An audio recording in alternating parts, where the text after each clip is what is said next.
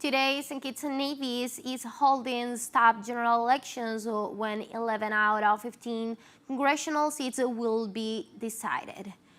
We are making contact with Mr. Andre Hui, director and co-founder of the digital news media St. Kitts Newsline. Mr. Hui, it's good to have you with us. Yes, thank you for having me. I'm glad to be here. Okay, then Mr. Hui, can you please tell us the context in which the general elections in St. Kitts and Nevis are being held today? Yes, well, the elections in St. Kitts and Nevis are held against the backdrop of the fact that 2 years ago we had an election in 2020, but due to the fall of the coalition government, which comprised 3 political parties, they had a big disagreement earlier this year, and that led to somewhat of the dissolution of that government.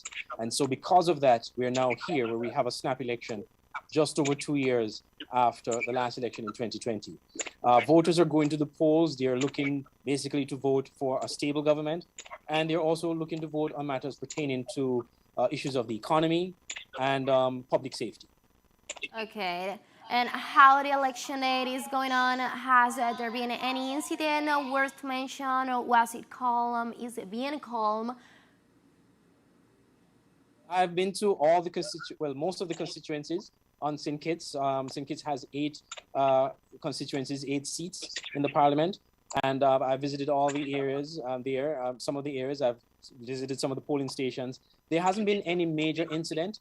There were 1 or 2 concerns by some of the candidates, matters pertaining to being presented with the voters list, or in some instances, there was 1 polling station, for example, in constituency number 1, which opened very late. It opened maybe an hour and almost an hour and a half after it was scheduled to be open. That polling station had a problem also the last election. It also opened late as well. So there were some issues there. But aside from that, and maybe some other minor matters, we've had no major incidents from any of the constituencies today. That's really great on these elections. And is there any preliminary results that can you give us an idea about which party is leading the polls? Well, no preliminary results yet. We still have another 2 hours or less than 2 hours to go before the polls are officially closed. Once they're closed, the counting should start. In St. Kitts and Nevis, it's a bit peculiar compared to other countries. The ballot boxes are not counted, or the ballots rather are not counted where the votes are cast. They are brought to a central counting area located in Bastille, the nation's capital, and that's where they're going to be counting the votes. So sometimes the ballot boxes take a while before they're transported to Bastille, but we expect the first set of results to at least start coming out by 8 p.m. tonight, or 7:30, at least 7:30 to 8 p.m. tonight. We should begin seeing the initial results. It's hard to say which party is in the lead right now because of the new dynamics of this election. We never quite had an election like this before, where you have a third party that is considered a dominant party.